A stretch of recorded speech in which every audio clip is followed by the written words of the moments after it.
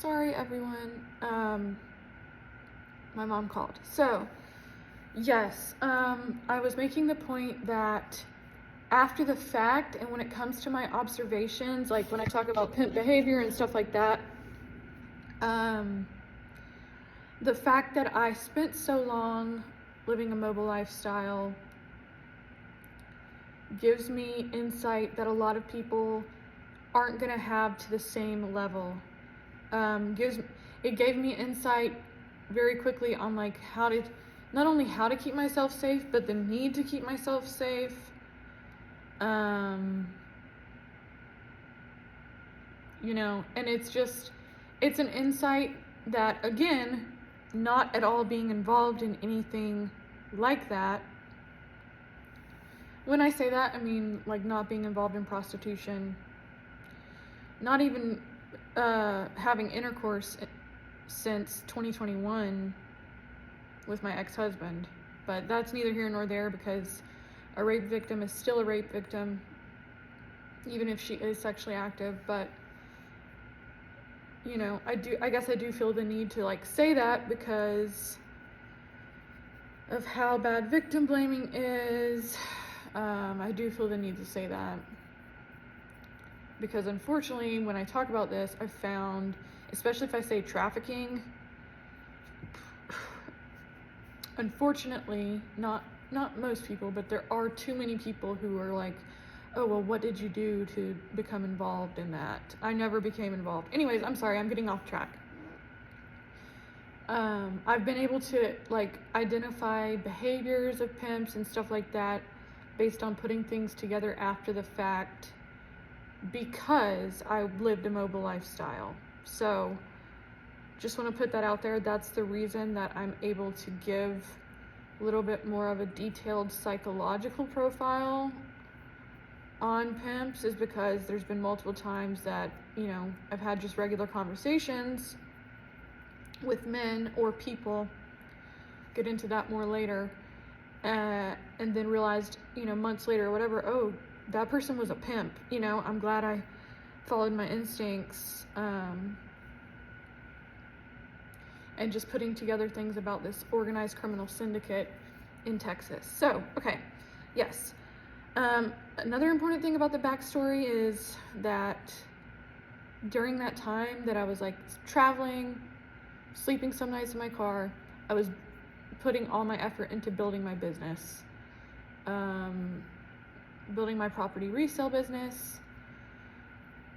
I had 9 properties at the time that the first rape happened. And I was collecting those through driving to auctions in Texas, planning to start a property resale business. Recently, I decided to let all those properties go, honestly, because I never want to go back to Texas or have any connection to Texas. And when I give more details about my story, y'all will understand why I made that decision. Okay, so I was in Stanford, Texas. I walked into the Allsops at 913 Hamilton Ave. I put that information out there publicly. It's for a good reason, which is that there are multiple organized criminals working there, for sure. Otherwise, I would not put that location out publicly. Walked in there, met a guy named Gil who worked there, just a normal kind of exchange. And he gave me some water, met him, normal. He seemed like a normal person. Okay. A couple of weeks later, I was at the Dollar General in Stanford, Texas. Ran into him. He called my name. The first time he called my name, I ignored him. He called my name a second time. And then we started a conversation, seemed normal. He seemed nice. That's the most important thing about this, is that this person does not he doesn't come across at all threatening. Not a single bit threatening, like in person. Personable, kind, seems cool. Older Italian guy. But again, doesn't come across as a threat at all.